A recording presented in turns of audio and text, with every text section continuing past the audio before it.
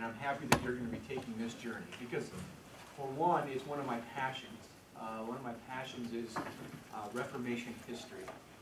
And I love the theology and the history that collide in the message of Martin Luther. Is a powerful message and one that is extremely important for history. You're going to be traveling down what some suggest is the most important period of time in Western civilization. Okay? After, obviously, the message of Jesus. We then travel to the years 1400s and 1500s, and we hear about the Reformation. To go back to where you will be traveling, you look to the years 1400s, preceding Martin Luther. And you see there are two main events that are going on at the time that Martin Luther is born. And one is the invention of all inventions. In fact, if this invention had not taken place, we would not have the internet today. Some suggest it was a greater invention than the internet, and that is printing press. We also understand that at this time the world is expanding, and it's expanding at a faster rate than has ever been known to mankind. This is that we see the western expansion traveling through the Atlantic. What year did Columbus sail the ocean? 1492. That happens to be 9 years after Martin Luther was born. Okay? So this is all taking place. We understand the world is changing. We see that the boundaries of countries are changing all the time. And we get to this time in the period of Western civilization, the Catholic Church, and we hear the tune of change.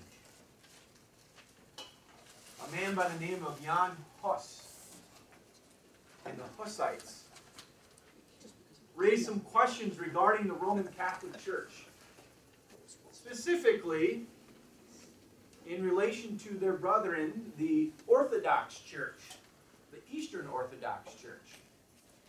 There had been a canon law created by the Pope that all salvation must occur through the Roman Catholic Church.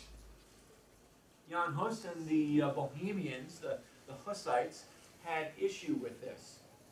They said certainly God's Word existed before the Roman Catholic Church.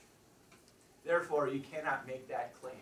And for that, we understand that Jan Hus died a horrible death. The Roman Catholic Church martyred, or killed, they would not have said martyred, they put him to death. And we understand that Jan Hus, he was the forerunner, the predecessor to Martin Luther.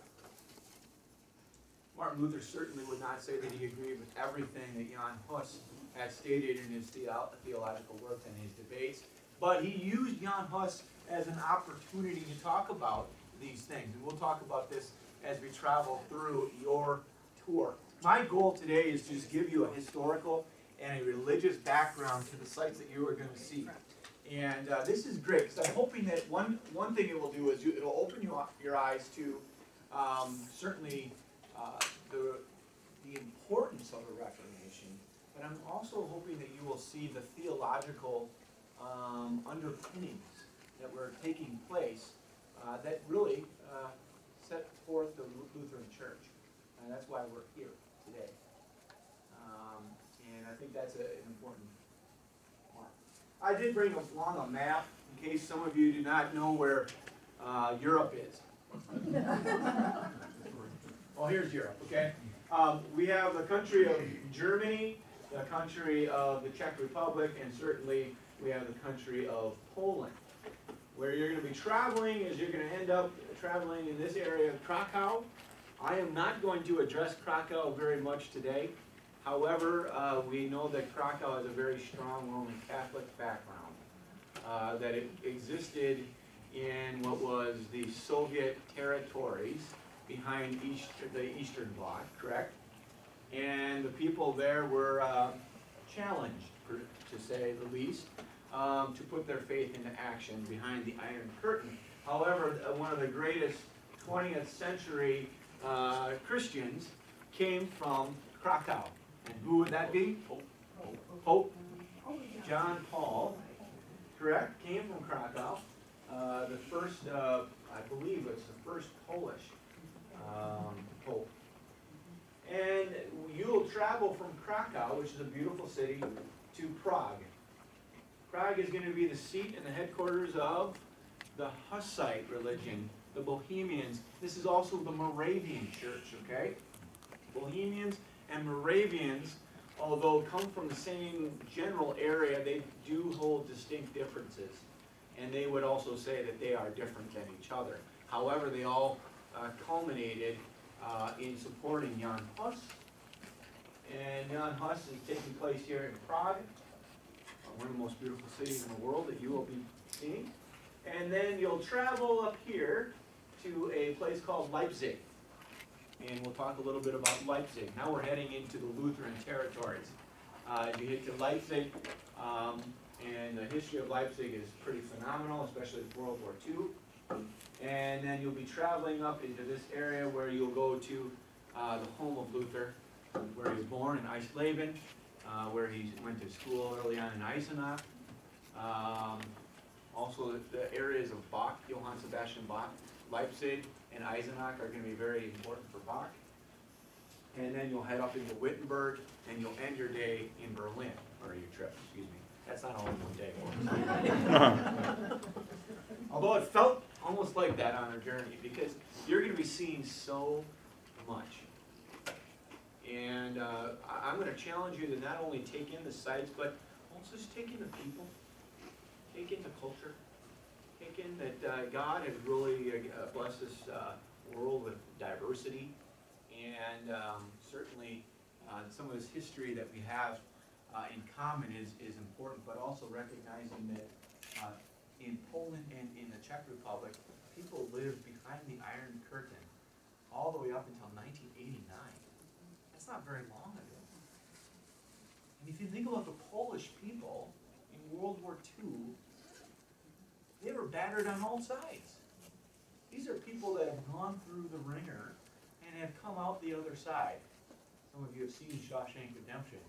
You know, Andy Dufresne, he crawled through all that stuff, right? The only man that Morgan Freeman plays at that party, he says, the only man I know that's crawled through that and come out clean on the other side. This is the Polish people. I mean, they've really taken on, and the Czech people were very similar as well. They weren't treated as horribly as the Polish, but now to see that in Poland, the Roman Catholic Church is still prevalent. And they're very faithful to their religion. That maybe is not the case in the Czech Republic. Very few people would hold themselves to be actively Christian. Okay?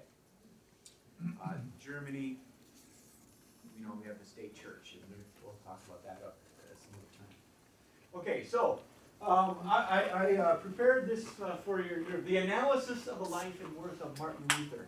Now, that sounds as though I'm going to have you have a little blue book, and you're going to have to have some essays at the end of this. We're not going to go that deep into it. And I might be skipping some of this because I happen to be long-winded. I'm a pastor and a Norwegian. So all that goes hand in hand. It's better when you're on a bus and you only have an hour to talk. Exactly, thank you. Yeah, I get cut off with that hour of talking. Sure. Okay, we're going to start here in Prague. This is a fantastic, fantastic, beautiful church. This is the location that you're going to see. This is part of the castle, I should say. And then you also get the church that's right next door. Okay? You're going to see beautiful sights, and I'm not spending time, you know, with pictures today. But I do want to just kind of give you a glimpse, get you excited, because you're going to see some amazing sights. This is the home of Jan Hus. And again, Jan Hus was about 75 years earlier than Martin Luther's Reformation period. And Jan Hus had been causing a lot of problems in the Catholic Church in that area because he was the first one really to stand up to question. Wycliffe was also doing this in England at the time, and Hus was doing this in Central Europe. Whereas Wycliffe could get away with it, he had the North Sea between him and the continent. Jan Hus did not have that safety. We also understand that the Roman Catholic Church was very connected, right, to the Roman Emperor. And the Roman Emperor could really, get his governors or his landgraves to do a little bit more of his bidding than in England, okay? So Jan Hus is, again, talking, he's not belittling the Roman Catholic Church in the sense that it's ultimately a horrible thing, but was wanting to reform in the sense of saying salvation is something that lies outside of what he would call the earthly church. What he's saying is that there's something that's different between the earthly church and the true church. It's not that the true church is not found within the earthly church, but that the church can err. Specifically the Pope. The Pope can make canon law, right? The Pope can say, this is what we are, what we believe as Roman Catholics, and that in the Catholic Church is as the gospel. Jan Hus had a problem with that, and he said, the Pope is a human. And we know as humans, we can err, all of us. For that and for some other things that Jan Hus said, he ends up being a martyr. This is going to be important because we'll pick up the story again in Leipzig, okay, in just a little bit. But I wanted to give you a couple pictures of Prague and get you excited. Okay, this is the river here, the Vistula, right? Yep. The Vistula is in Krakow, I'm sorry. This is going to be where the bridge that you know, the St. Charles Bridge. Charles Bridge is a beautiful, probably the most historical bridge in the world, arguably.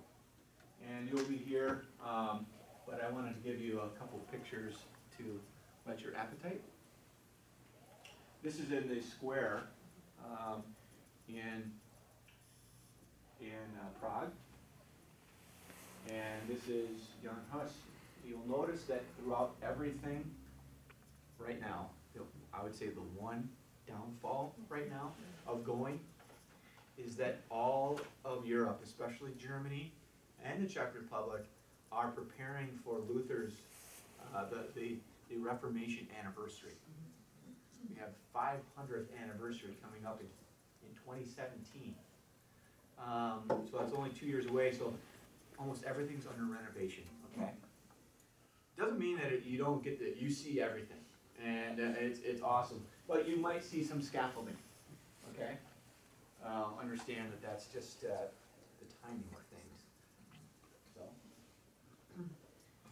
the Heilige Römische Reich Deutscher Nation, the Holy Roman Empire of the German nation, the lands of the Holy Roman Empire of the German nation emerged from eastern borders of France to the western borders of Poland, the Ottoman Empire and Muslim region consisting of southeastern Europe, Turkey, part of the Middle East, and North America.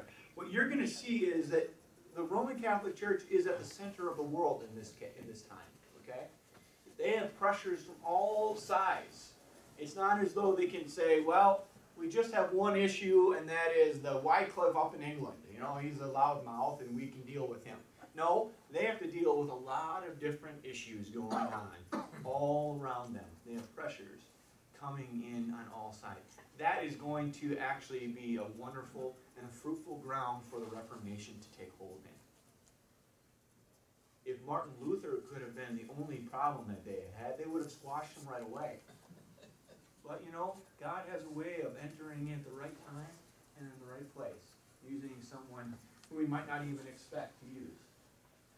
This is going to be the area that we're talking about here. You see Czech Republic, Bohemia, and then up into Leipzig and Wittenberg. And this is primarily the area that Martin Luther is going to spend his time in. Oh, at least I can work on there, sorry. But that is a kind of a picture of the Holy Roman Empire as we know it. Goes down into Italy as well. Okay, 1440, Gutenberg, right? Martin Luther is born in 1483, we know roughly Christopher Columbus is sailing the ocean blue at this time. 1505, Luther is, recognize he's born in Eisleben. Luther is traveling in a storm, and he is, at this time, studying to be a lawyer. And his father wanted him to be a lawyer. Said, I don't want you to be a priest. I want you to be a lawyer. You'll make a little bit of money, have a family, settle down, and perhaps someday you'll come back and run the family business. But it was during a storm as he was studying that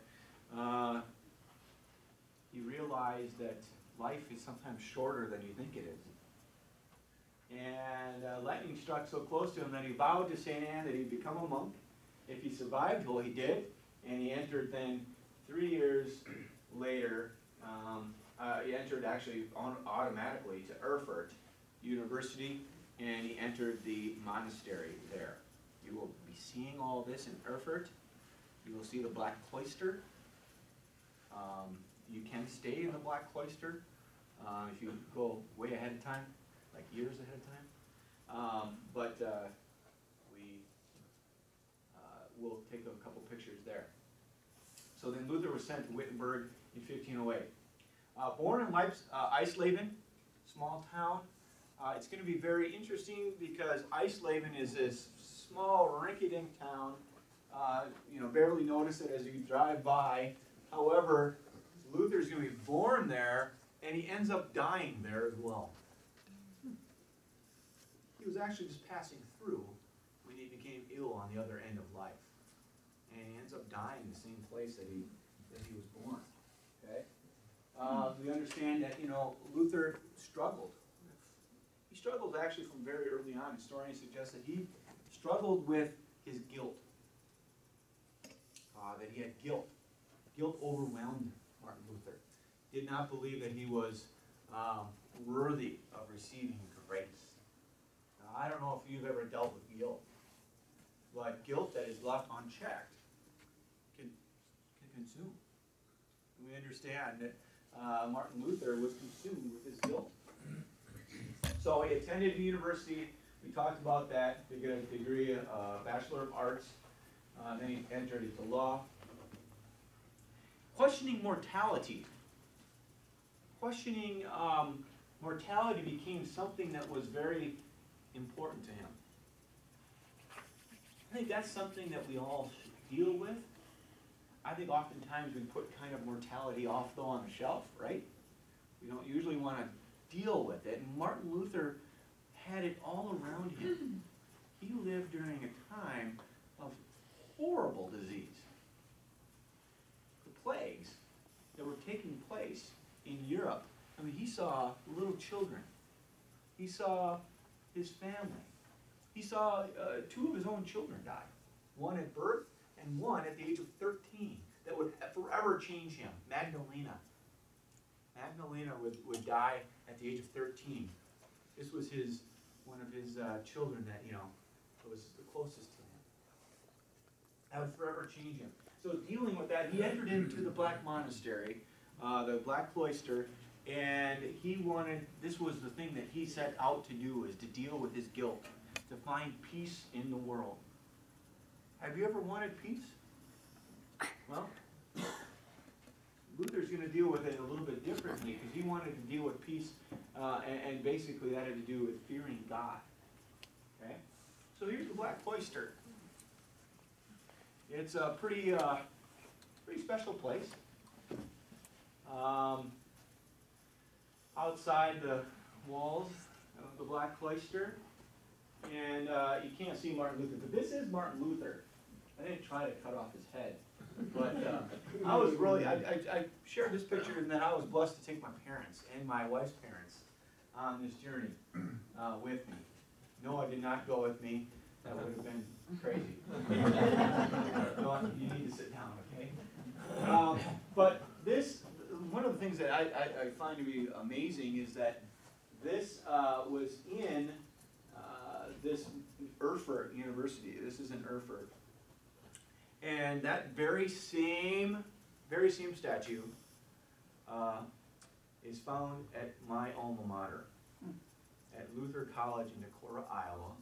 This exact, there's an exact replica made by the same statue maker. So this is pretty neat, and we call it Marty over at Marty College.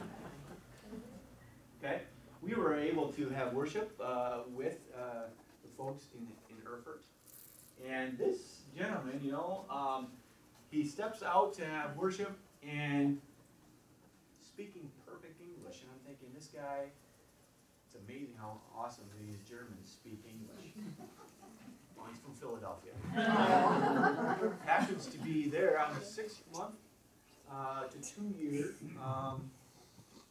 sabbatical, and he is one of the preachers at this Erfurt monastery. It's pretty cool. You think of monasteries as being Catholic, right? It's not actually that true. There are Lutheran monasteries. However, the Lutheran monks today are married and have children. But you know, this is not primarily just a Catholic thing to have. There are also Lutheran nuns, especially in Europe. Right? Will you tell them how holy that picture is? This is a very, very holy church. I mean, holy picture. My father, Pastor Ronald Nybrotten, my current pastor, Pastor Tom Wayne. I don't know who that guy is, but and Pastor Jim, all from. He's also a pastor in California, pastor. So they're all pastors on the journey through Europe. That's holy. Okay, we already talked about that. We talked about that. All right. Can I have that, please? Thank you. All right. Excuse me. Okay, 1510. Luther is he's in amongst all this death, right? He's in amongst all of this horrible guilt that he's dealing with, but he's also seeing the plague and all these people dying. And you know what? This is probably the beginning of the end for Luther's Roman Catholic days, because what Staupitz, his mentor, sends him to Rome and says, "Oh, go to Rome. You'll be taken care of there, and you kind of will give you a new lease on life." Okay. He goes to Rome, what does he find? He finds worse. He says it's horrible there. And the Roman Catholic Church is not only in amongst it, he's actually causing the problem. You know, there's horrible, heinous sin going on, and then he sees all these people climbing up the steps, right? You know, to pay their penance. They pay money to the church to have their sins forgiven. And, he says, this is wrong. How can you deal with guilt in that way? You know, hand over money, I'll take your guilt. It doesn't work that way. So Luther comes back and he's on fire, and he starts recognizing that there's so much in the church that he's not happy with. It's like a light bulb went on, and he sees that, there's a lot of things that need to be reformed. At this point, though, he never says, we're going to start a new church. He never says, this means that we got to, tear down the old and build up a new. No, he says we're going to reform it. And obviously people are going to understand these reforms because it's obvious. He's going to recognize that maybe it's not as obvious to someone in the church. He gets his doctorate of theology. He begins teaching and preaching in Wittenberg. And then he begins with a lecture on Romans. And if you have the ability or the time and the energy and the passion, Luther's lectures on Romans and Galatians are the two that are phenomenal. I mean, all of them are phenomenal. I love all of them, actually. But Galatians and Romans he spends a lot of time on also. also Genesis. 1517, we're going to pick it up in 1517. It's come to a boiling point. Luther says, it's done. I am going to make a mark. And he nails the 95 Theses on the Wittenberg church door. He does that, though, not in hopes of starting a riot. He actually is wanting to bring about debate. Now, in scriptures, there is a place that people go to in all of the Old Testament and in the New Testament in order to have a debate. And in Jesus' day, it was this way as well. You'd go to the city gate, okay? The city gate was a twofold place, okay? The city gate was a place where they oftentimes would hold court so that all people could see and be a part of the conversation of court. But it also was a time and a place to have debate, okay? In Luther's day, it was really different. It was outside the church. Because, really the only people that could read at this time and really be a part of the debate were those who could read, and that was the priests. Maybe some lawyers and doctors, but primarily the priests. So Luther comes to the Wittenberg church door and he says, hey, look, there's all these issues that are in the Catholic Church that we all know should be reformed. I'm going to nail them, okay? And he nails the 95 Theses on the church door and thus ushers in the Reformation. Right away, the area around Wittenberg becomes really caught up with this. It's like, the big gasp. Wow, someone actually said that which, is really unspeakable. The Roman Catholic Church has some issues to deal with. Well, it takes about a year, and then the Roman Catholic Church, the Pope sends his greatest theologian to really deal with Martin Luther. And he sends Cardinal Cajetan to Augsburg and to have a conversation with Martin Luther, okay? Basically to put him down. To say, hey, you're only a lowly doctoral guy in Wittenberg. You're dealing with Rome here. And basically to shut down this rebel. Luther shows up saying he doesn't want to start a fight, but by the end of the debate, historians have remarked that Cardinal Cajetan was so beaten in the debate that he went away crying. So Martin Luther, although he had tried to tread lightly, he was not treading lightly, and Cardinal Cajetan goes back, tells Rome basically it's not going to work. And then it's in the very next year that Rome also then invites Luther to another debate. And this debate is going to happen in Leipzig. Now, it's not only a debate with Luther, but it's also a debate with Karlstadt, who was one of the lead professors in Wittenberg at the time. And Karlstadt and Luther are called to debate a guy by the name of Johann Eck, or Johann Eck. Okay? I love that name, Eck. So my grandpa used to say Eck. Johann Eck. The major concern that Martin Luther has at this point is the sale of indulgences. He says, I have this guy by the name of John Tetzel, and he comes around Wittenberg, and he's actually traveling all throughout Germany. What does he do? He comes and he brings his coffer, and he says, okay, if you have sin and guilt, the only thing you need to do is come up here, put the coins in the coffer, I will forgive your sins. The Roman Catholic Church will forgive your sins. Martin Luther said that's ridiculous. That's ridiculous. But he even went further than that.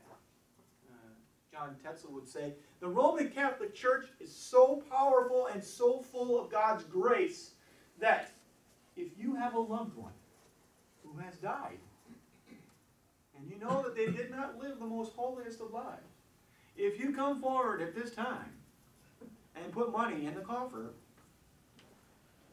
your loved one, who's right now rotting in purgatory, will gain access to eternal life in heaven.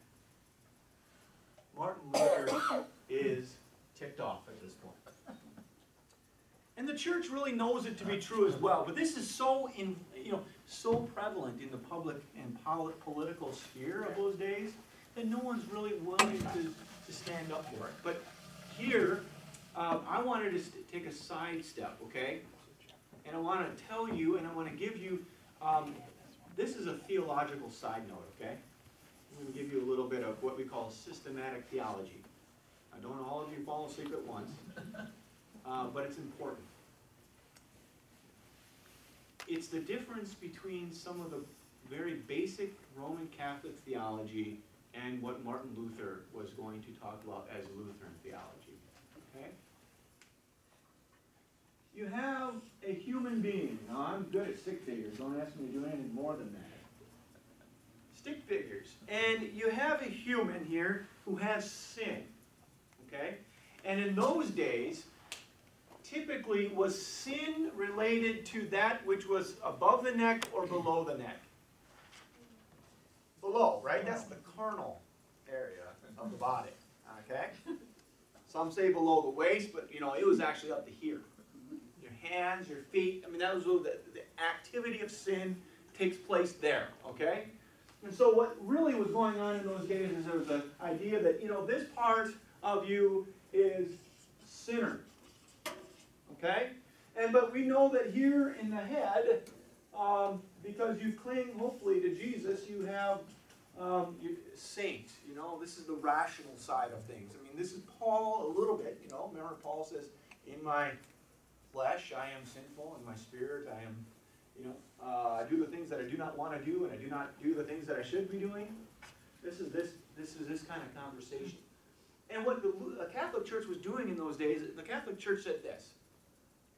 When Jesus died, he gave a bounty to the Roman Catholic Church. Gave a gift. And it was specifically to the Roman Catholic Church. It wasn't to any other church, it was to Peter. Remember, on this rock I shall build my church. For the Roman Catholic Church, that meant on Peter you'll build my church. Instead of the words, which the Lutheran Church will lift up, you are the Christ as being the foundation of the church. But so what ends up happening, there's this big bag, if you will, full of gold. And in this case, it's not gold, it's actually called merits. You've heard this. Merits. And what really ends up happening is that these merits really counterbalance sin. So when Jesus died, he gave the Roman Catholic Church all of these merits to forgive sin. Kind of a transactional thing here, okay? And it was really up to the church to decide how and when to give these merits. And in particular, it really was up to the Pope to figure out when and where to give these merits. Okay? Now you can see a problem arising here, right? If it's human, if this is an institution that's human, is there a propensity to maybe use it in maybe some wrong way? What they were saying in this case is that, well, because part of you is sinful, what we need to do is we need to give merits to God, and that will therefore push out the sin. So that you will no longer just be a saint here, but you'll be a saint everywhere. You'll be saved. Okay? Martin Luther said this isn't the way to be thinking about this. It doesn't deal with guilt. It doesn't deal with guilt. And what Martin Luther says is this is just, I think, a bunch of, hogwash, really. He's going to say this is not how we should look at things. We should look at things this way. It's not that you have sin just in these parts. You are totally sinful.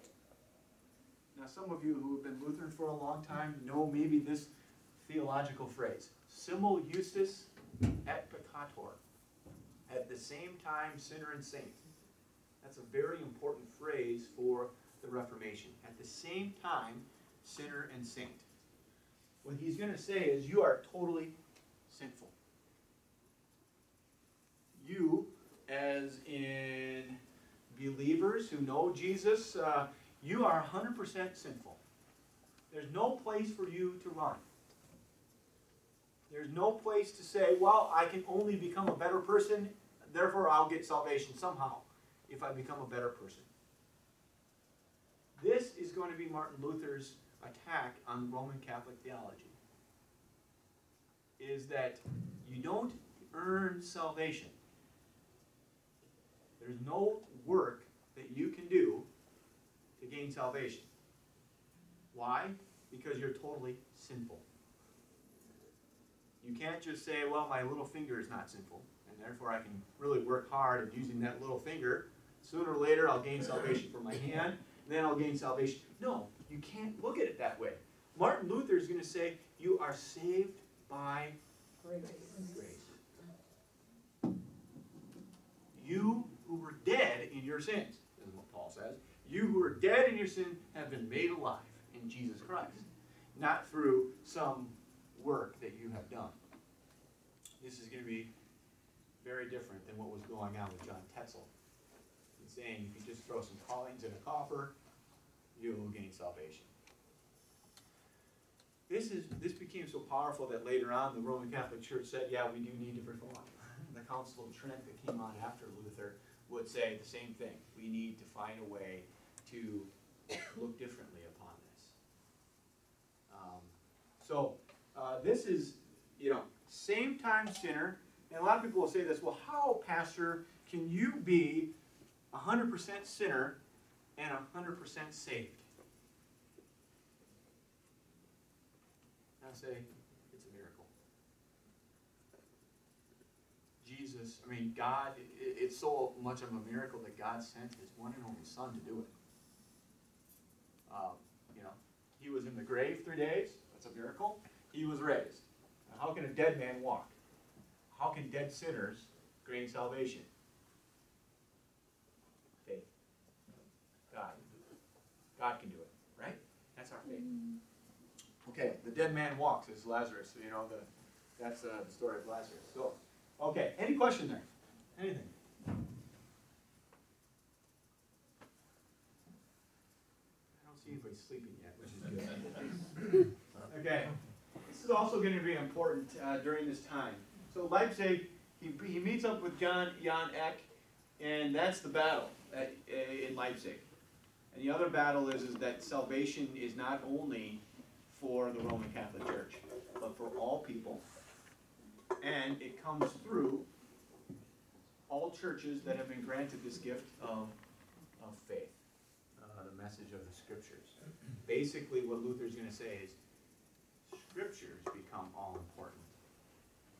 Not just the church or the organization that brings the Scriptures. Okay?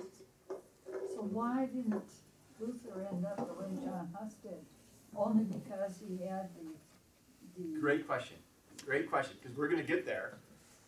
He is flirting with it, right? Yeah. He's flirting with it. The emperor, the pope, they're setting up a lot of issues. Emperor Charles V is going to be brought in. Remember, he's a young dude, and he has to put up with this. Was that the church that Huss was in? Was he a priest? Was he a priest in that church that you showed the picture of? He was not a priest, per se, in that church. He was a priest. He definitely worked. He was not remember, this is an area that is not, he had a family. Jan Hus actually ended up having a family. But when you go there, you're going to be able to see on the walls there, they're going to have a lot of stories about Jan Hus. And Jan Hus is actually working from within the Roman Catholic Church. He actually has a political nature to him. He actually has some political will, power. He comes from a powerful family. And so when he says it, it comes with a pretty big powerful. He's burned at the stake, or burned. Burned at the stake, correct. Okay, was Just there a a martyr's site death. to see where that was, or would we see when we're there? You'll see the area. Yes, you will. And when you go there, you're going to see so much, and you will see the sites.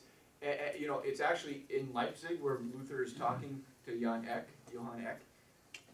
He actually brings up Jan Hus over and over again. And what Eck is doing, Johann Eck is doing, he says over and over again, "You're Jan Hus!" And basically what he's saying is, watch out. Yeah. Luther's saying, well, yeah, I am Johann, Hus, except for the fact that I don't think that he had everything correct, but here are the points that he did. And so he does use Hus. And you're going to see that. I think there's, when you look at the relationship historically, the closest people to the Lutheran Church, the closest other denomination, is the Moravian Church, historically, theologically. The Moravians actually have a very, very similar theology and foundation as the Lutherans. Okay, that's why I think it was the first open communion we had. The first in the formation of the ELCA was with the Moravian Church.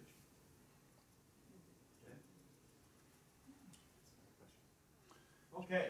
Just want to make sure the sheet is still going around. Okay. Keep it going. Is it done? Everybody get it? Okay. I guess that's it. Good. She did. They got it. Just wanted to make sure. Yay, hurry, it's done. Hurry, it's You're done. doing good over there, Noah. Fine. Okay, so this is out of love for the truth. Luther's going to open up a lot of his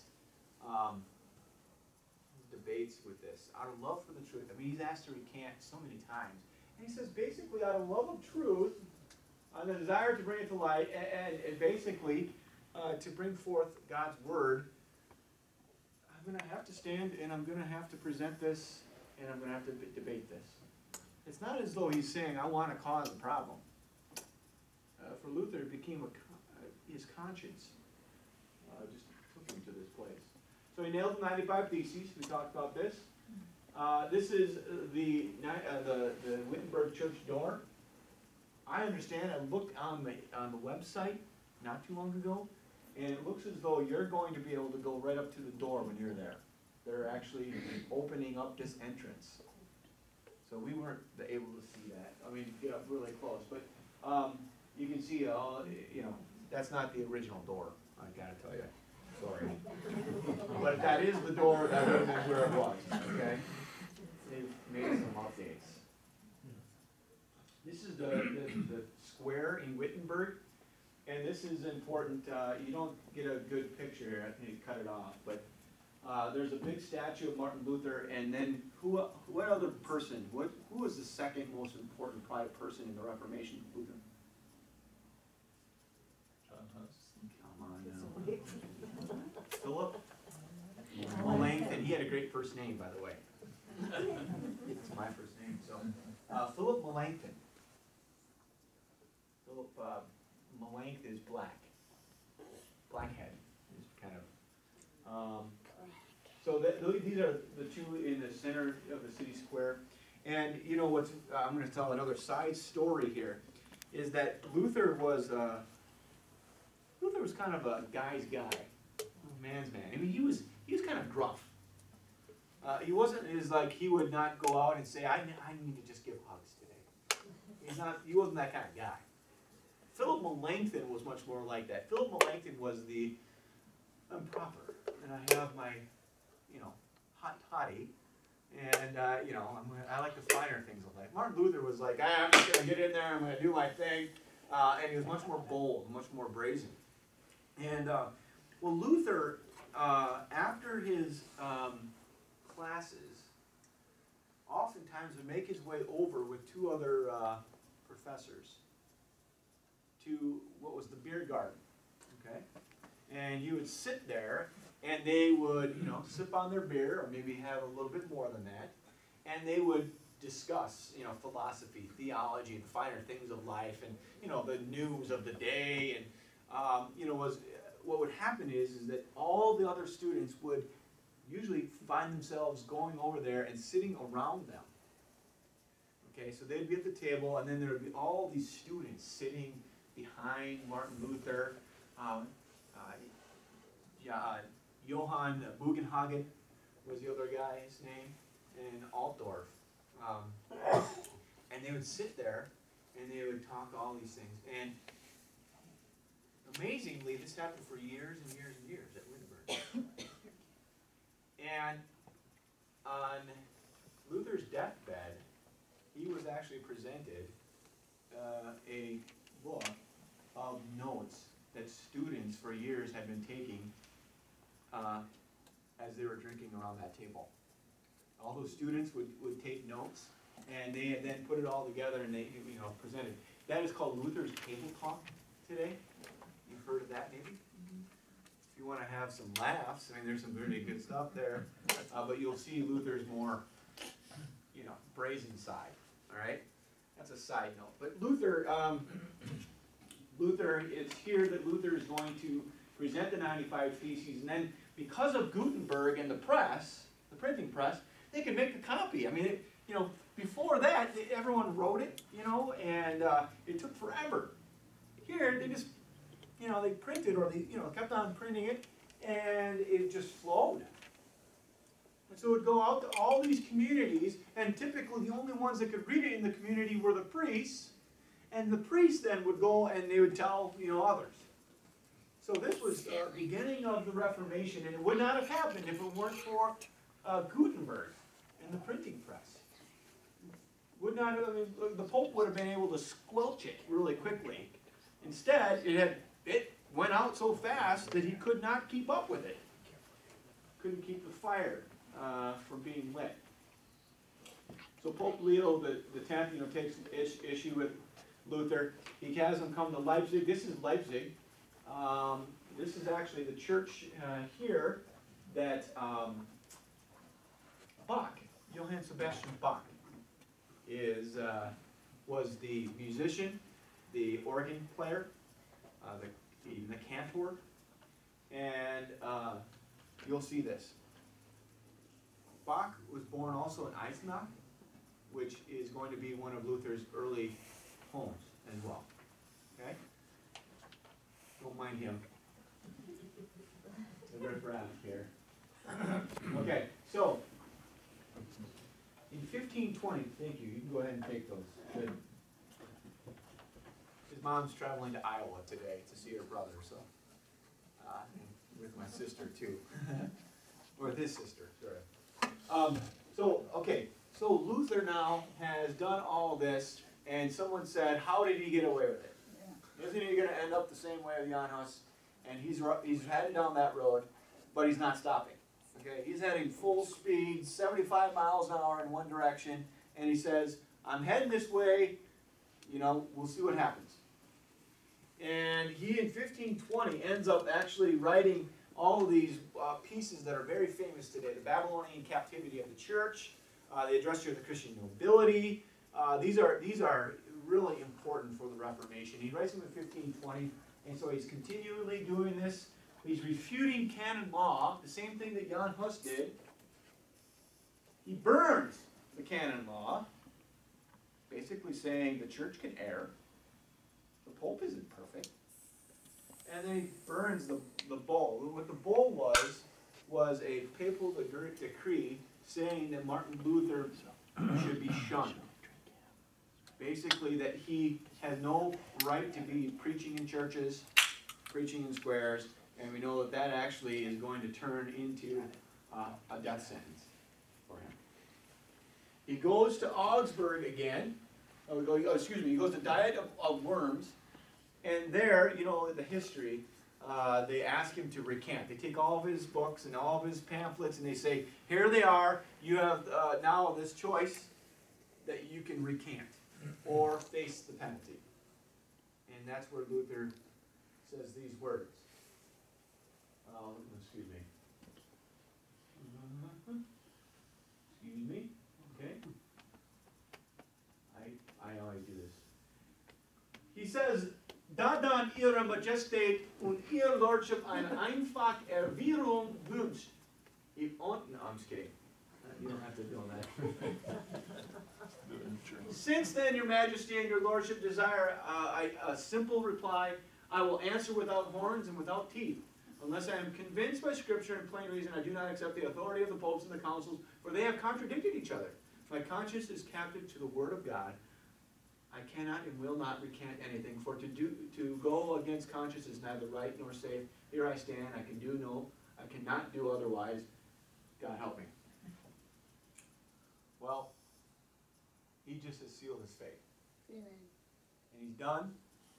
On his way back, this is where now the decree goes out from the emperor. His head shall be on a platter. He is now a person that anybody can take out. Basically giving credence to anybody going out and taking him out. So at this point, Frederick the Wise, who is the elector in Wittenberg, in that area, Brandenburg, Wittenberg area, he loves Luther.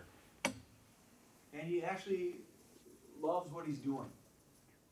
And he thinks that, Luther is on the right path, but he just treads too heavily. But he has this heart for him. And so Frederick the Wise says, this Luther is my professor. He's a professor in Wittenberg, and I get to say what happens to him. So he sends out and he kidnaps Martin Luther on the way back from the Diet of Worms. He kidnaps him. He takes him and he says, you're going and we're going to save you. Okay, so he takes him to a place called Wartburg. Wartburg. And it's there in Wartburg that Luther is, held away. He becomes Knight Henry, whatever it is. He goes under this other name, alias. And he translates the Old Testament. And he translates it, and at this point, I would say outside the nailing of the 95 Theses, this is the most important aspect of Martin Luther's life.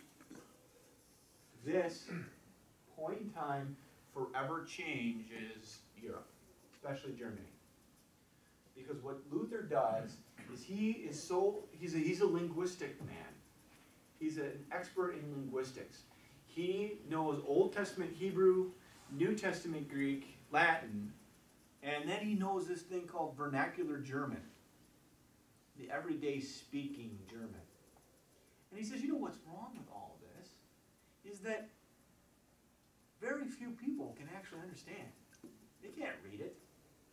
And if they can't read it, how can they, take it to really be their own? I want to do this in such a way that I'm going to translate. He translates the Old Testament from Hebrew into vernacular German so that more people, the uneducated people, can start reading or at least learning more of the words. And this shapes the entire world. Because up until that point, the written word is only read by a very, very, very, very, very few people in society. And now, all of a sudden, people can start reading. And they can start learning to read. So education becomes a hallmark of the Reformation. Education. Remember, kindergarten is actually something that's from Martin Luther. The actual term, kindergarten. And remember, later on, Luther is going to tell the Reformation folks that, we need to start having education in the homes. And he sends out a small pamphlet called Small Catechism. I want people to read it in their homes. And that's in vernacular German.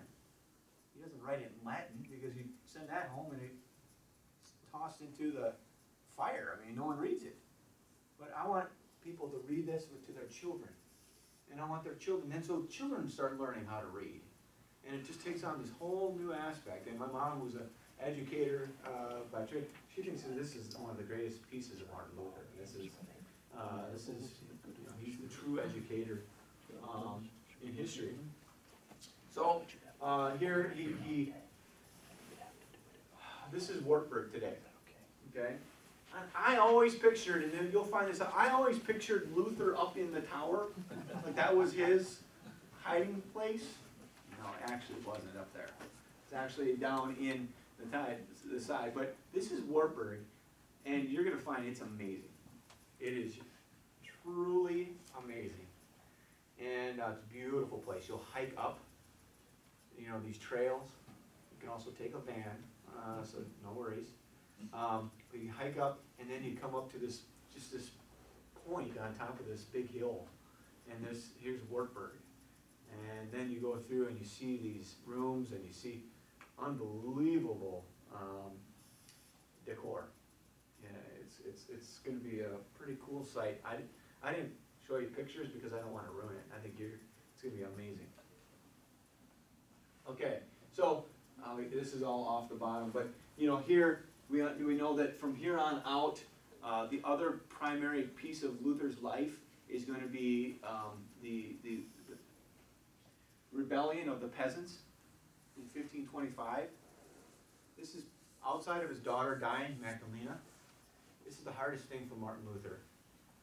In those days, when this all happens, and now the common folk get this sense of power, right? They can read. They start understanding that maybe we've been taken advantage of for all these years, and we deserve more. It leads to this rebellion. And the peasants rebel against their electors, the landgraves, and the people who are taxing them. And it's a bloody mess. It's horrible. And they end up saying, Luther, come to our aid. Now Luther's going to have to make a decision. Do you side with the electors, who really have given you a ground to stand on, or do you side with the peasants? Luther would say this is his greatest mistake in his life. He sided with the electors, saying that God has also ordained that there should be government, and there should be some sense of organization. Well, they took license with that, and they went out and they just slaughtered all the peasants. Thousands and thousands and thousands of people died. It's a horrible black mark in European history. But it's at this time that he also marries Catherine von Bora, who is a nun. If you want to add insult to injury in the Catholic Church, is you take, not only are you a priest marrying, a monk marrying, you marry a nun. And they have children, and we're going to kind of skip through this, because I think we're coming close to end here. He continued to write, and this is, he was a voracious author. If you want to go through and see how much Martin Luther wrote, just look at his works, Luther's works. There's about 60 volumes that have been translated, and each of them are about yay thick. He wrote unbelievably in a way that was very consistent.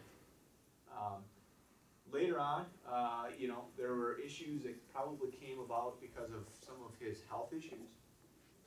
I'm not defending some of the things that he said. He did become rather anti-Semitic.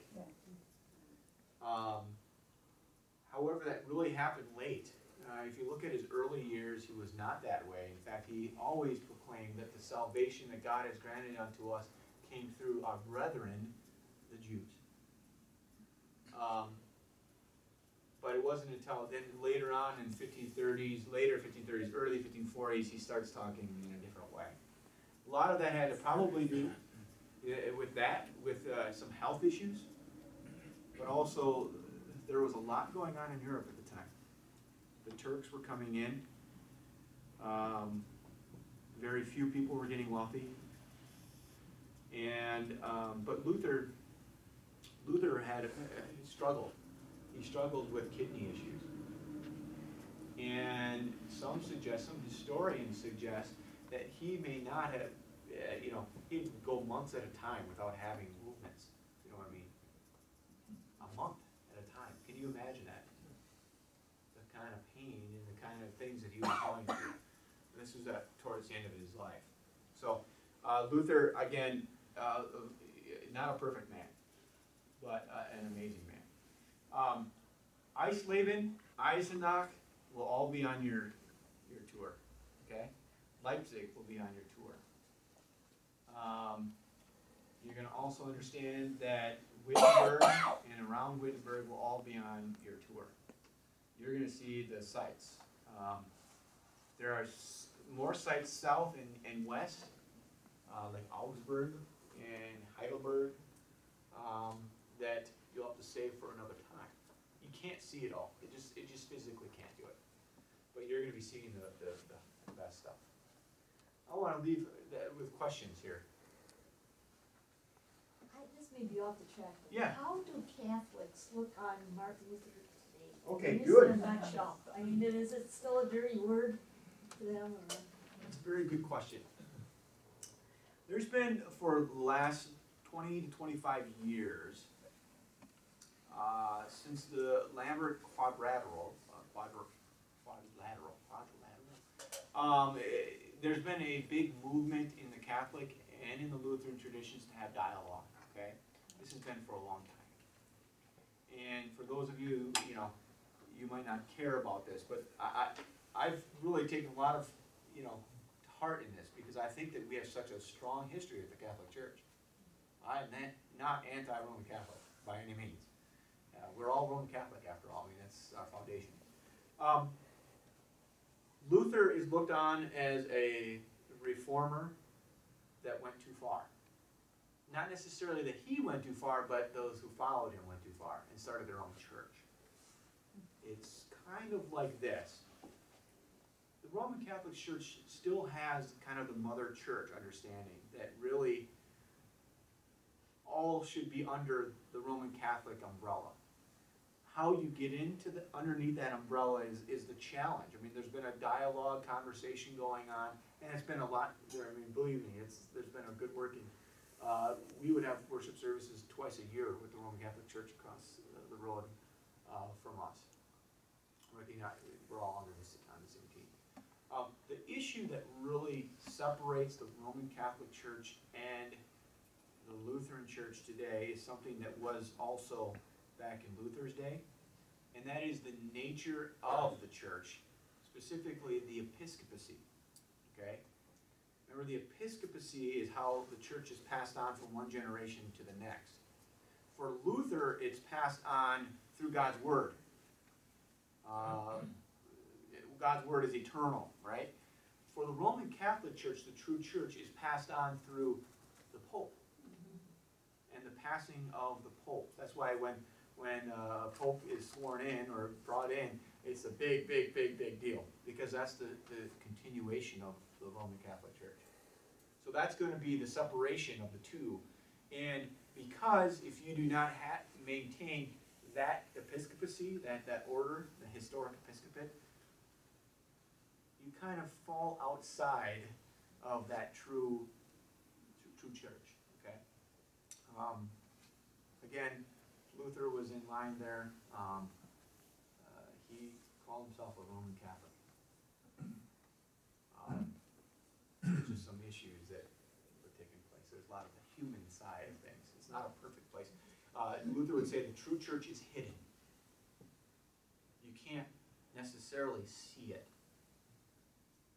except for what is called God's Word, Word and Sacrament.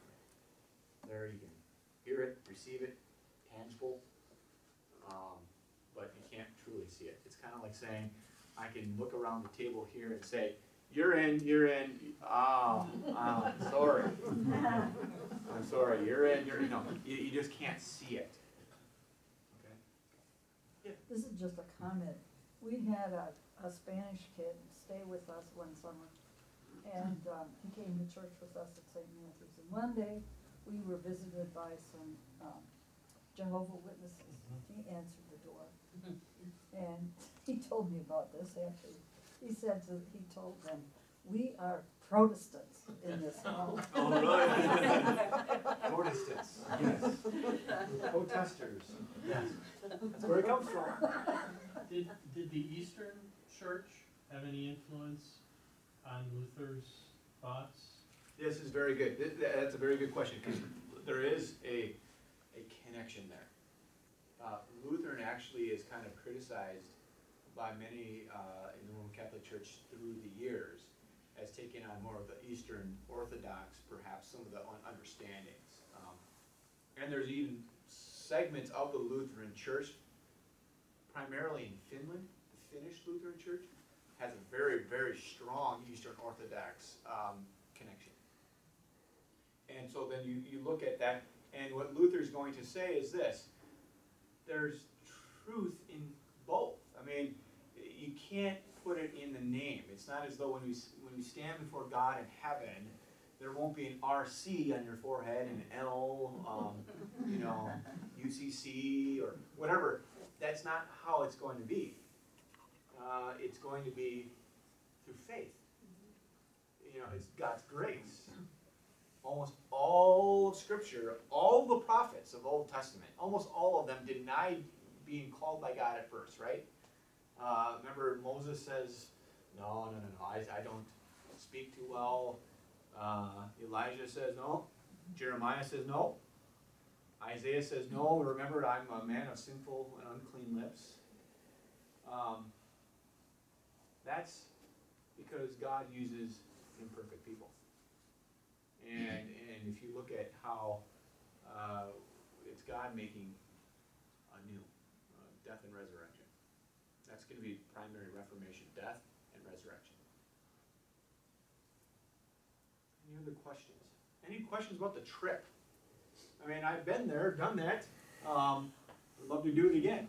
This, I suppose this is very minor, but it's a question that's kind of on my mind. We went to Alaska a couple of years ago, and the worst part of the trip was the airplane trip from Minneapolis to Alaska, to Anchorage, 5 hours. And the reason was that first of all, we were in the plane like sardines, and they fed us peanuts and Coke the whole time. And I guess I'm wondering, what is that airplane trip gonna be like? Should we be making, taking our own food with us? They'll feed you No. on an overnight flight. No. They'll No. feed you before you, Yeah. right after you get on, and they'll No. feed you breakfast. No, you're going to find that the accommodations will be great. You're flying Air Berlin, which is a great It's wonderful. airline. That's Gail will have all that for you. You have to understand, the Germans know how to do things. I mean, I just do. We Americans used to know how to do Oh, things. yeah, the Germans will. They They do still things well. remember. Okay. Okay. Any other questions here about the trip? About anything at all? So is there But your point, excuse me, your point is that it would be nice at some point prior to taking the flight to have your own confirmation number so you communicate directly with Air Berlin. Because there are good seats and there are not so good seats. Gail will do all of that. One thing you don't have to worry about, folks, is that your logistics will be taken care of. Gail, I say I've been there, done that. Gail has done that many times. And Ami does things right. And you're going to also have a phenomenal guide when you get there, Camilla. You're going to see an educated person, very unbelievably educated. Don't mind this guy. There's five. She speaks 6 languages fluently: Russian, Czech, Polish, which happen to be the 3 most difficult European languages, Italian, German, and thank goodness she speaks English. Okay. She speaks wonderful English, and you'll have your earpieces the entire time so you can hear her. Yeah, it's great. I had 33 people, I think, on our trip. Not one complained of not hearing. Everyone could hear. The bus is great. It's there to pick you up when you need to be. Everything is great. I think the one challenge is that you're going to see a lot. You're going to see a lot. go back now and say, what was that? Why didn't it take 25 pictures of that? That's all. That's all. I brought home 2,800 pictures that I took. And that was a lot less than what I did with Israel, so I was happy with myself. But you know, you go through and you'll have a lot of pictures. Anything else? I'm here. I'll stick around if anyone else has questions. One comment to Lois's point, you know, I do tell groups, we say this to Africa, El Salvador, whenever we go, if there is something that you need to have with you, and you're worried that they'll have it, and your trip is going to be ruined without it, then you should probably bring it, right? I had a guy that, first day in El Salvador, stepped on his glasses. You know, shattered his glasses, and he got up that first morning and was like, great, I can't see a thing. And my glasses are all, you know, bent out.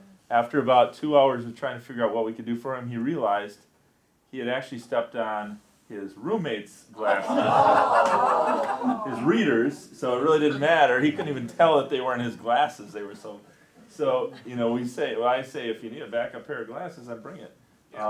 If you're really going to be upset and you're only getting peanuts or something like that, bring a little snack with you or something like that. So it's the kind of things that, I mean, obviously we're going to be very well taken care of. The trip is going to be great. You know, the accommodations are going to be great. But if there is like that one thing that, oh man, I need to have this, then bring it. You know. Well, we didn't have anything to eat, and we arrived in Anchorage. Right. and No, nothing was you'll open. have food. You'll have food. Don't worry. I mean, international flights east, Are good. you're gonna have food. They'll feed you, especially going through the evening. You'll be fed in the morning too. But the issue that I'll discuss this certainly with Gail. But the thing that we didn't know, and you guys now get the benefit of us not knowing. You know, we were the guinea pigs. Now you guys can go without having these hiccups. Is that Poland and the Czech Republic do not use the euro. So you're gonna want to have some. You got the birds of prey back there. You need to have a little bit of Polish money and a little bit of Czech money. Okay, she's got that covered. But besides that, you're gonna be traveling through some beautiful country. Was there anything else, Chris, that you wanted to cover today? Hey Gail, anything you Yeah, I want to have a few things that Okay, I'd like to go just for go it. over. Are you okay with that? Yeah. Yep. Yeah, I know you've been here for a little while. Okay, let me just, can I move these things? Okay.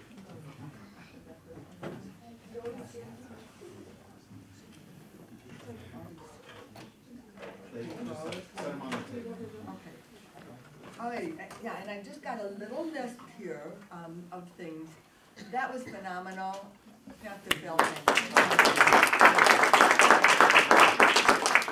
This is what is so wonderful about going with the church group. You might not know, I belong to St. John's Lutheran in Brookfield. And so I've been on the LutherLand trip with all the pastors, and I absolutely think you are so gifted that that you get to do this kind of a thing before you go. It just kind of lays the groundwork for you, and you know what to look for. And it doesn't happen when you sign up with Grand Circle tours or all these other tours. You don't get all of this information like this before. This is just such a gift.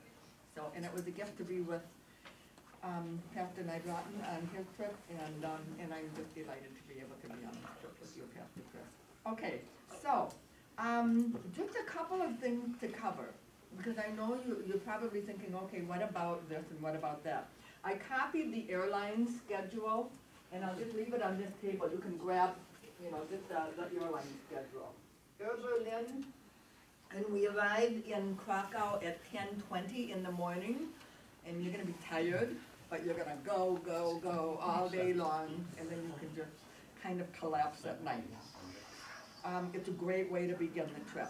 Don't worry about the money. We did have an issue. We got to Krakow and nobody had zloty.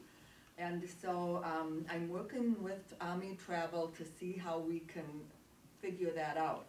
We needed it for lunch, and we needed it to go to the bathroom. So guys, if you're with your wife, just keep a pocket full of change so that she can have some money to go to the bathroom, because that's really important. Gail, Especially in Gail? some countries. If you don't have a guy with you, well then you have to keep it in your wallet and have it handy. All right, Pastor Chris and Linda and I will be sitting down and we will be talking about the tips, and we will be talking about the transportation to O'Hare Field. The plan is that we will get, Go Right Transportation has been really good for us so far. We've enjoyed using them. We will have a bus for the amount of people that need transportation to O'Hare Field. Usually everybody uses that transportation. I think there'll be 2 people that are not traveling with us. They're going ahead of the game, but the tips have generally turned out to be approximately, think in terms of $70 to $80 per person. The bus is about $40 per person round trip, so down to O'Hare Field, and then the bus is there to pick us up when we on the return. So about $40 per person, which is cheaper than you can take US Coach. Yeah. So the tips would be paid to whom? Okay, so what we will do, and we'll work this out, is we will give you a total. The total for the tips, and this is all suggested, but it just makes it easy. We found this on Pastor Nightrotten's trip. We collected the tips ahead of time. We either wrote out a check, I think the checks were written out to St. Matthew's or to Pastor Chris. We wrote out the checks ahead of time. I will sit down with Linda and we will cash those checks. We will take all those tips and put them in envelopes. The tip for the tour escort, the tip for the bus driver, the hotel staff, all of the guides in all of the cities, and then we will bring those envelopes with us, and then they will just be passed out. And then your tips are taken care of. You don't have to worry about it, you don't have to deal with it. And they accept US dollars. And the only thing you have to worry about is if you're like, I really wanna give them extra, then that's up to you, but you won't have to. Yeah, if you wanna give more, we'll leave the envelope open, or you can give it to them personally, it doesn't make any difference. So we will ask you for, if you want to do this way, and I think it works best, one check that will include the tips, the transportation to O'Hare and back, and the one thing that could go up is the fuel surcharge on the cost of your trip. Right now, the fuel surcharge and all of the taxes is $600 and some. Pastor Phil, fuel surcharge went up $9 or something like that. And so we'll collect, and now with the price of gasoline staying pretty stable, I doubt that you will have. I'm sure they'll give it back to us. significant- I'm sure that's how that I'm works. sure they'll be right. Or it just sets a new benchmark that to raise it. Okay, and we'll let you know about that, in plenty of time. We'll send out a group email and we'll let you know about that and when the check should be in, who to make it out to. Okay, that's one thing. Okay, I just thought of something else while we were doing that. All right, then, when we are in Leipzig, you're going to be in Leipzig on a Friday evening and Saturday evening. And Pastor Chris and I purposely planned it that way, because Leipzig is music heaven. There are concerts available in Leipzig on Friday evening and Saturday evening.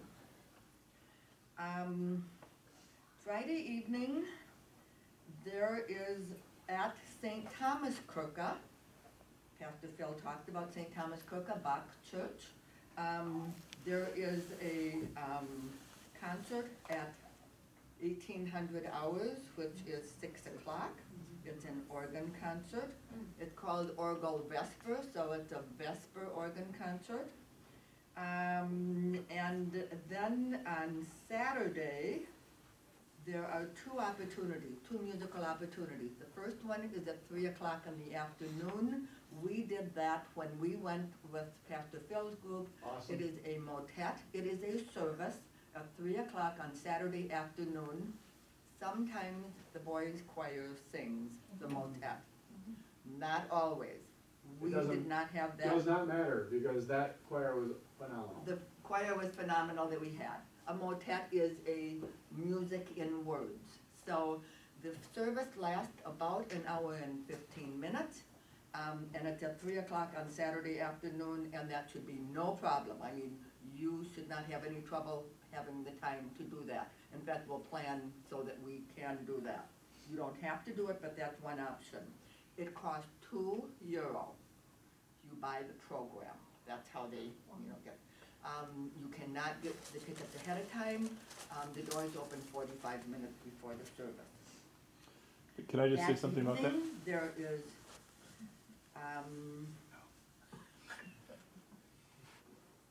at the orchestra hall, which is called the Gewandhaus. Phil, is that how you say it? What's that? Gewandhaus? Gewandhaus? The Gewandhaus, orchestra yeah. hall? Yep, Okay, is that yep. called the gun? Did you want something, Chris? One thing I was just gonna say about evening activities, we try to only schedule for you up to dinner, essentially, because we know there's so much you're seeing, there's so much walking, you're gonna be tired. And so don't feel like you have to do anything in the evening. That's really a time for you to rest if you want, and it's up to you. But some of us like to burn the candle at both ends and do a lot. So we'll have evening activities like our concerts, and if we want to go to a special pub that maybe I got a good list of the pubs. all right, we're gonna, but don't feel like you need to or have to. It's really, we understand that it's a lot, and you're gonna be tired, and you want to be fresh for the next day too. So I don't want to push anybody, but I also want you to know that there's opportunities for those that want to. So, but keep going. I'm sorry. So, no, that's okay. So Saturday evening, there are two opportunities at the Orchestra Hall. One is Wagner's opera, Das Lied Verbot, which translates as Love Band. And it's one of his earlier operas, and that is at 7 o'clock. And at 8 o'clock, there is an organ concert at Orchestra Hall. And you make sure you go to the pub afterwards, otherwise you sleep through those, right? So there are just opportunities, that's all I want to make you aware of. I will. You can go on the website. St. Thomas Kirke has a website, and you just Google St. Thomas Kirke or St. Thomas Church, and Gewandhaus, the website is Gewandhaus, BW.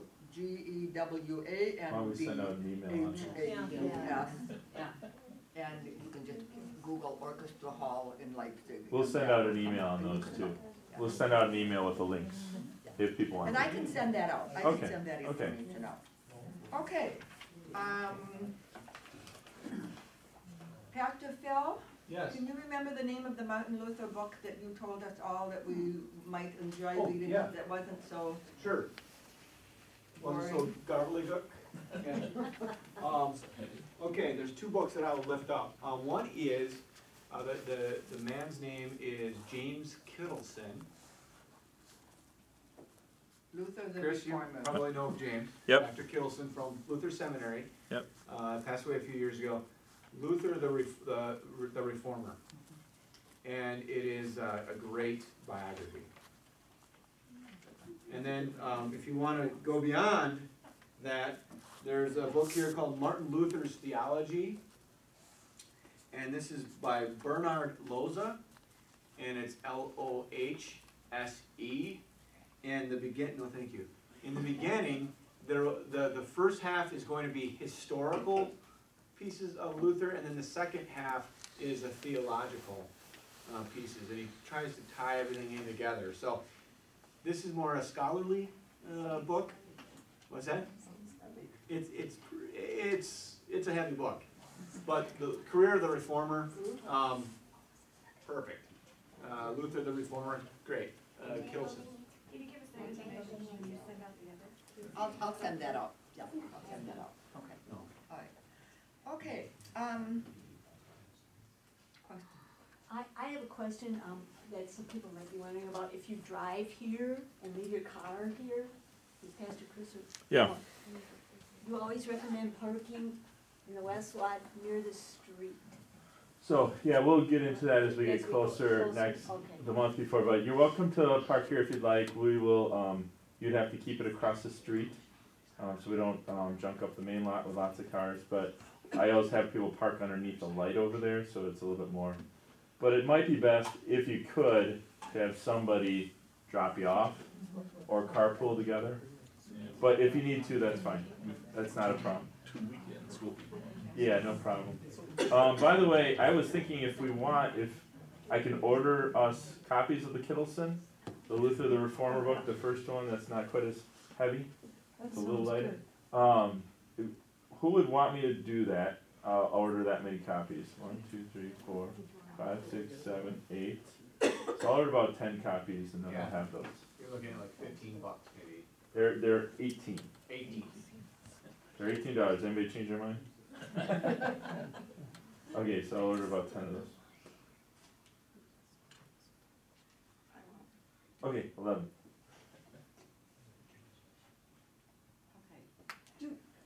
Do we need to take along dressing up clothes?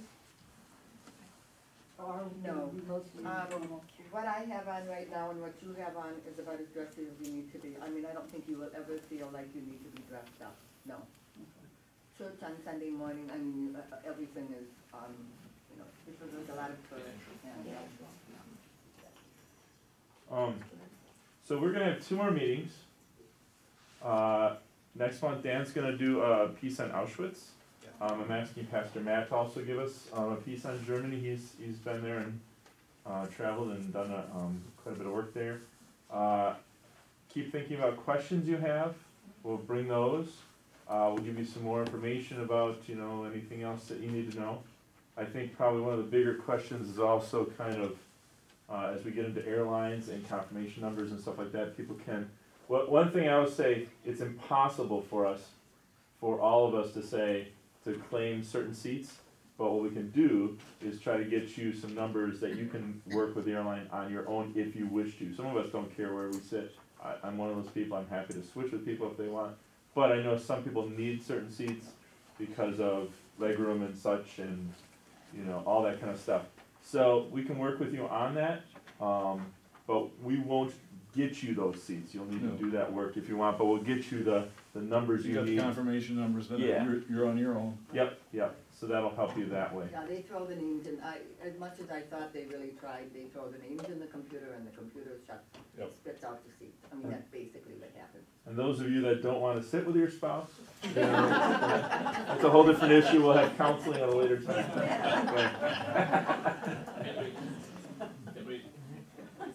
Can we talk about the money today, or Sure. the Final payments and such. final payment? Can we ask some questions that Okay, about money, sure. you later, and, Sure. Like specifically what kind, oh, you mean the final payment? yeah, Okay, should I do it on credit card, or should I give you a check, I guess is part of my question. okay. Do you want it or do you The want it? final payment should be, in the form of a check. If you want to put it on a credit card, you can, but there is a 4% service fee to put it on a credit card. That's a little bit of money. So it is an option, but there is a 4% fee, because obviously the office gets charged a fee for putting it on the credit card.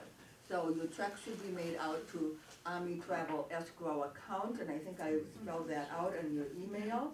And it should end up in Pastor Chris's hands or the office. You can bring it to the office, or, yeah, send it to the office. And I'll put it in Gail's hand. hands. Pastor Chris. If you have, if you are getting insurance, how many of you are getting insurance?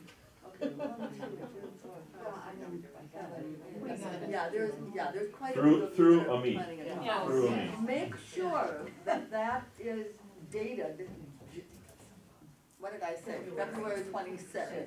Make sure that's an important thing for the insurance company. and I So set even that in though my. we made our initial payment before that, it's okay to put February twenty-sixth? Yeah, yeah, Okay. no, nothing will be cashed before February Okay, twenty-sixth. cause I'm doing it separately and it was asking me for the date of first payment. And then when I put that date in, it was the prices were dramatically different because it was after that time. Right. Yeah, Oh, right. yeah, because they assume that something has happened and you, Right, so they So give we're you a going with 2 week, they February give you a 26th. 2 week window, I believe it is. okay. I already sent it in and they cashed it. If you, yeah, whatever they, I mean, you set it up, but like she said, use the dates, that'll mean you haven't hit that time. And a me would be the one that would confirm that, if they ever asked, so, Okay. yeah. It gets into, pre-existing stuff Right. and Mhm. all that kind of thing with medical If the costs. date's already passed, then Right. it's more expensive. Right. So, Yeah, okay, that's yeah, good yeah. to know. And it seems like almost every trip I do, we have one person that needs to use it. So, I mean, that's just the way it goes. So, you might, you do your own thing, just like medical stuff, you talk to your own doctor. I'm not a doctor, I'm not a travel agent, but, you know, it is helpful to have. You're kind of betting against yourself, unfortunately, but, but we've had those issues, and so it is not a bad thing to have. And I think it's, how much was it, Lori, Jill, 200? I'm doing it through where we did for Tanzania. Travel Guard? Which was, Travel Guard was a little bit cheaper than going through the travel agent, which is understandable, cause you're paying the travel agent to do something that you can do yourself, so. 219 through Yeah. me or through Travel Yeah. Guard? $4.38 for two. So, it's up to you if you wanna do it, but, it doesn't hurt, so. Okay. I mean, I'm as close as my computer, I'm as close as my telephone, so, you know, just call me. She might be in Iran, And I- or Bulgaria. You never know where a computer is, but. Well, I'm going to Tanzania. St. Okay. John's- Oh, there you go. I'm going to Tanzania on March 8th, so I'll be out of circulation, I will definitely be out of circulation for 2 weeks then. We've got our hotspot over there. Hotspots work. I bought you a hotspot, so. Yes, oh, you did? Yeah, we bought a hotspot over there and Oh. worked pretty well. Oh. Email comes in, especially when you hold it like this. So somebody has to stand and hold it, okay. Yeah. Actually, we could tell when we walked into a building because all of a sudden all of our phones lit up. Emails came in and they worked. Well, as soon as we're on safari, then we can get the Wi-Fi Well, right yeah, away. But maybe in the hotel. it's when you're at the sister congregation, it doesn't work so well. Yeah. Speaking of Wi-Fi, Yeah. is that available? Wi-Fi. How is Wi-Fi over there, Phil? Oh, in Germany? It's better than here. Yeah. You get it at the hotel. Yeah, Europe pioneered, you know, that basically, and so you're gonna see no real problems there. When you get to the hotels, you just have to get a passcode to get in to the Wi-Fi, but otherwise you're not gonna have any problems. What about cell phones? And they're actually pretty fast too. Yeah, what about cell phones? Germany, it's gonna be really fast. Your individual Poland, company. you might see that it's not as fast. That's just different. For cell phones? Cell phones work fine. You have to get an international, like if you have an iPhone, like I have an iPhone, you have to turn on the international roaming, the international card, whatever it is. And that, you know, and then you might have to buy, because you don't want to pay, you know, you want to have a package. You don't want to pay the regular charge. So talk to your provider and say, I'm going to be traveling. This is something that you should do anyway. Say, I'm going to be traveling in Europe for 2 weeks, and, you know, it cost me $25, I think it was, to have internet. Like I had 100 megabytes, something like that, plus unlimited phone that I could have for $25 while we were there. And that was nice. And who was your provider? Verizon. So call up your and they'll tell you which. And I have AT&T, and mine was $30, but I had unlimited texting. But I'll just use texting instead of. Yeah, we had unlimited texting too, and texting is really nice, because doesn't matter if you're really in Wi-Fi or not, I mean, it goes. Any other questions before we go?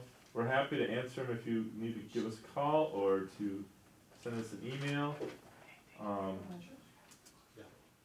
Otherwise, think about them. We'll be meeting again in a month, March 15th. I won't be here then. Gail will not be here then. She'll be in Arusha, so on safari. Say hello to our friends there. And then we'll have a final meeting April 19th, I think it is. So April 19th will be that last, as you're desperate, trying to, really what do I need to, I really need to know now, and before I leave, we'll answer those desperate questions. They'll get their e-tickets then, you know, the documents, emergency numbers, hotel names, Right. they'll get all of that then. Right. So then that'll help us, I think that's a week before we leave, so it's right before we leave.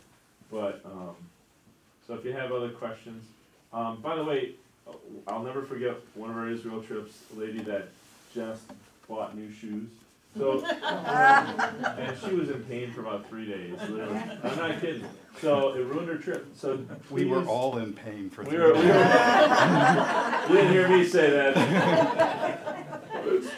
No, so, you know, you're going to want to wear comfortable shoes. That's really important. It's most important to be comfortable on this thing, you know.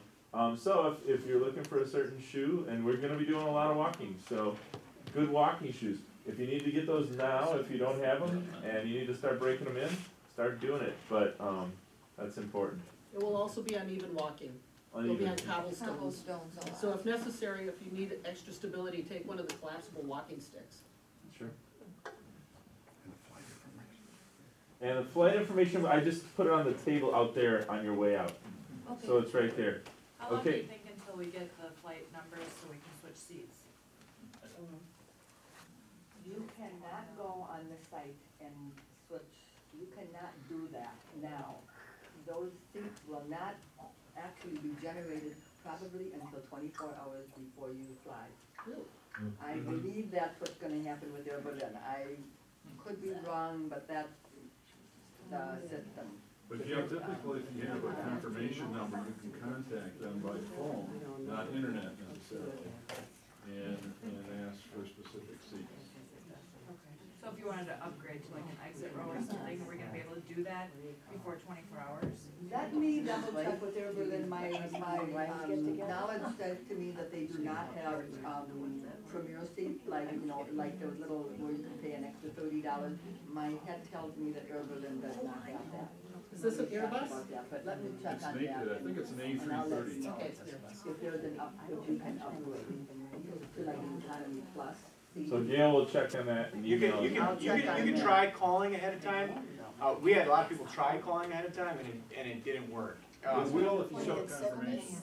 But Lufthansa, we flew Lufthansa, and Lufthansa did not allow us, they said you have to do it between 24 and 48 hours. So they'll get a I'm sure that AMI will let us know when we can, or when you can. We couldn't, we had a confirmation number per se, and they would not give us the seat. They So we'll said, find out what the rules are, and then based on those rules. That's something It depends on the airline, because I just booked a flight to London and Paris in August, and I did my own seat assignments Monday. And that's nice to have it ahead of time, no? Yeah. We'll find out the rules for this, and then based on those rules, if you know it's 48, then you can write it 48, go and get it. Will American electrical appliances work in all the places? No. Your appliances will work as long as you have an adapter, Okay. but you have to make sure that you also have the, what do you call it? Converter. Almost all electronics today, I mean, very few, unless you got something that's like 15, 20 years old, almost all of them have they have the converter within, like your iPhone, all the No, I'm phones today. thinking like electric toothbrushes and that. Toothbrushes, I mean, unless they're 20 years old, which I doubt that your toothbrush is 20 years old. They typically have it all, and you can see it in the back. You can actually see it, it'll say EU or AU, typically in the back, it'll say converters, you know. But then you want to have your adapter. The adapter is something you'll have to have, and that's the European small prong adapter. Okay? If you're gonna buy one, there's ones that you can buy them with like 6 different little pieces, which are a little cheaper, or you spend a little bit more and everything's in the one piece, and it pops out, and those are a little easier to work with, it's just one piece.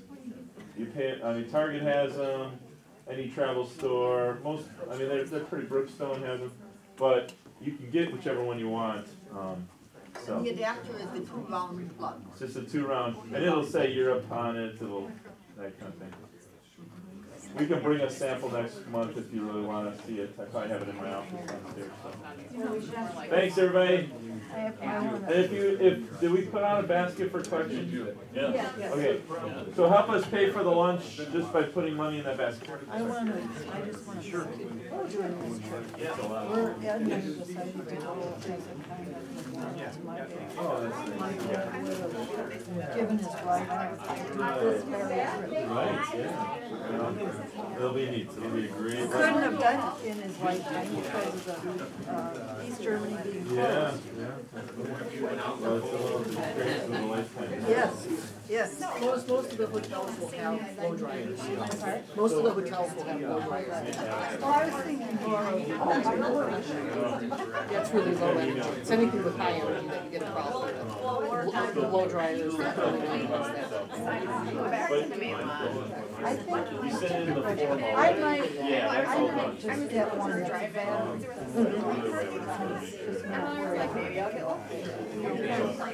So hopefully we get a really The other trick to find overseas is to go to that church. As soon as we're done, those, until we get over there and then it's I know, start touring as soon as we get there. But I think I might have, I don't know if she wants to go back. No, I mean, the other way. Oh, really? Okay.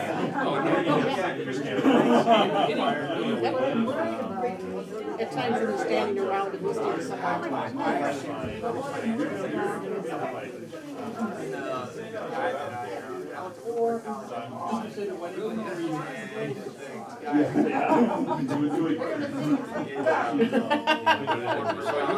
And then we're going to leave you at the airport. Go out and ask You can call, or you can go online and give your question with that. I'm sure they've seen them before. It depends on how big your suitcase is. I generally travel with big duffel. You can get a lot of travel with a big duffel. Now it's supposed to be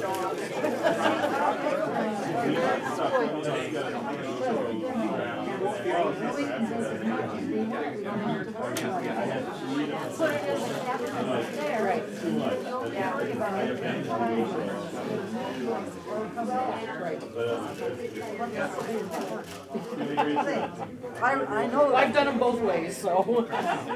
Anybody wants help clean up? We'd love it. I love the cruise. Got another I'm doing one. envelope downstairs. My sisters and I are doing a trip. Oh.